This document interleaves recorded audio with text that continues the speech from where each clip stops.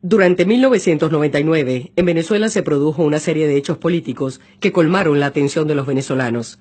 Estos sirvieron para encubrir la sucesión de acciones que utilizó el régimen que instauró Hugo Chávez para secuestrar los derechos civiles y políticos de los venezolanos. El proceso jurídico de la revolución. De la democracia representativa al Estado totalitario, bajo el manto de la democracia participativa, un golpe de Estado sui generis, perpetrado mediante vías de hecho de apariencia jurídica. Estrategia para un golpe de Estado moderno. Primera etapa.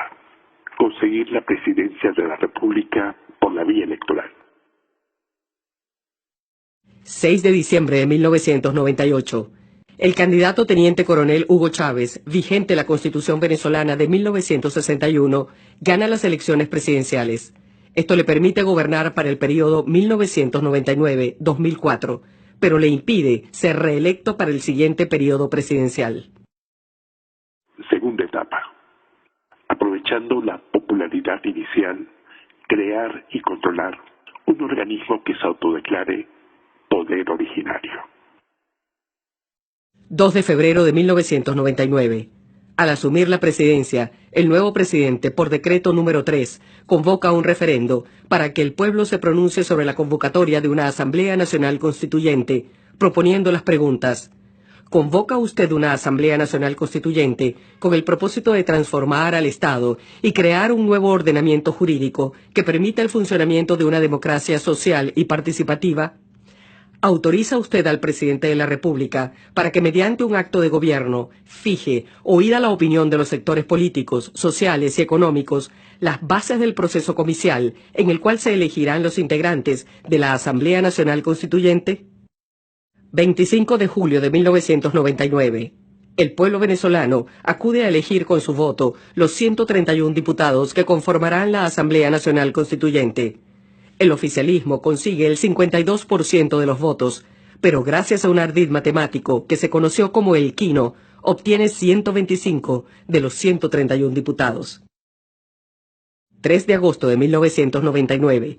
La Asamblea Nacional Constituyente dicta su reglamento de funcionamiento. En él se autodeclara depositaria de la voluntad popular y expresión de su soberanía con las atribuciones del poder originario para reorganizar el Estado venezolano. Y resuelve que podrá limitar o decidir la cesación de las actividades de las autoridades que conforman el poder público y que todos los organismos del poder público quedarán subordinados a ella y que en consecuencia están en la obligación de cumplir y hacer cumplir los actos jurídicos estatales que ella emane. Tercera etapa. Que el organismo que se autodeclaró poder originario desarticule los poderes públicos constituidos. Primero el Poder Judicial, para eliminar el control legal. Y luego al Poder Legislativo, para acabar con el control político. 8 de agosto de 1999. La Asamblea Nacional Constituyente aprueba el decreto para la reorganización del Poder Judicial. 9 de agosto de 1999. En un acto mediático, poniendo su cargo a la orden, el presidente de la República se subordina al autoproclamado poder originario de la Asamblea Nacional Constituyente. La Asamblea lo ratifica en el cargo. 12 de agosto de 1999. La Asamblea dicta el decreto mediante el cual se declara la reorganización de todos los órganos del poder público. En él se atribuye la potestad de disponer la intervención, modificación o suspensión de los órganos del poder público que así considere.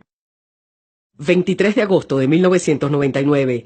La Corte Suprema de Justicia, por mayoría de los magistrados de su sala plena, en votación 8-7, fija posición a favor del decreto de reorganización del Poder Judicial, dictado por la Asamblea Nacional Constituyente. La presidenta de la Corte, Cecilia Sosa, en su voto salvado, hace constar: es evidente que a la Asamblea Nacional Constituyente se le autorizó para redactar un nuevo ordenamiento constitucional que sostendrá el nuevo esquema del Estado democrático elegido por el país, y no para intervenir o sustituir los poderes constituidos, erigiéndose en una suerte de superpoder donde se concentran todas las potestades públicas. Sencillamente, la Corte Suprema de Justicia de Venezuela se suicidó para evitar ser asesinada. El resultado es el mismo: está muerta. 25 de agosto de 1999, la Asamblea promulga el decreto para la reorganización del Poder Judicial. Mediante este decreto, crea, subordinada a ella, la Comisión de Emergencia Judicial, con facultades para evaluar a la Corte Suprema de Justicia y al Consejo de la Judicatura, nombrar, sustituir y sancionar jueces. Controla así al Poder Judicial, quien juzga. También promulga el decreto que regula el Poder Legislativo Nacional. Este, entre otras cosas, suspende las sesiones del Congreso de la República, crea la Comisión Legislativa de la Asamblea Nacional Constituyente, la Comisión de Investigación de las actuaciones de los miembros del Congreso de la República y revoca la inmunidad de los parlamentarios. Controla así al Poder Legislativo. ¿Quién ejerce el control político? Cuarta etapa. Tomar el control de los poderes públicos y de todo organismo que pueda resultar útil para perpetuarse en el poder. Con ello, el plan habrá culminado. 15 de diciembre de 1999, se aprueba en un referéndum la Constitución de la República Bolivariana de Venezuela.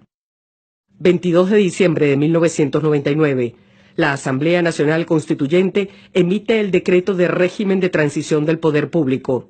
En él disuelve definitivamente al Congreso, crea la Comisión Legislativa Nacional, a la cual le asigna provisoriamente el Poder Legislativo y nombra a sus miembros, conforma el nuevo Tribunal Supremo de Justicia y designa a sus magistrados. Nombra al Contralor General de la República, al Fiscal General de la República y se autoatribuye competencia para designar a los integrantes del Consejo Nacional Electoral. 30 de diciembre de 1999, se promulga la Constitución de la República Bolivariana de Venezuela. En el transcurso de su funcionamiento, la Asamblea Nacional Constituyente tomó para la llamada revolución el control del Poder Judicial, el control del Poder Legislativo, el control de la Contraloría General de la República, el control de la Fiscalía General de la República y el control del Consejo Nacional Electoral. Con ello, se consumó el golpe de Estado. A la postre, para el régimen, el control sobre el Consejo Nacional Electoral se convirtió en la joya de la corona. Este le permitiría a la revolución perpetuarse en el poder y a la vez exhibir un supuesto origen democrático. Lo que en 1992 no pudieron lograr con las armas, en 1999 lo consiguieron por vías de hecho de apariencia jurídica. El resultado es el mismo.